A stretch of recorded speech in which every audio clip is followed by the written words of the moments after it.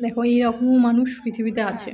আর আমরা ফোন নিয়ে এই করছি সেই করছি, ভিডিও বানাচ্ছি, ছাড়ছি, বড়লোক হচ্ছি। আর এরা খাবার জোগাড় করার পয়সা পায় না। একে কেউ দেখবে, কাজেও নেবে না, এমন অবস্থা। খেতে পায় না, জামা কাপড় নেই, কে কাজে নেবে না নোংরা অবস্থায়। এই যে ভাগাড় থেকে সব কাঠকুটো কুড়িয়ে এনে রান্না করছে। এই রান্না করার টাকাটুকুও নেই।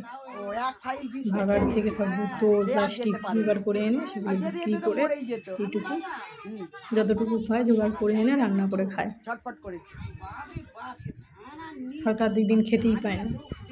এই যে আগুন জ্বলছে, আগুন জ্বালার টাকাটুকুও নেই।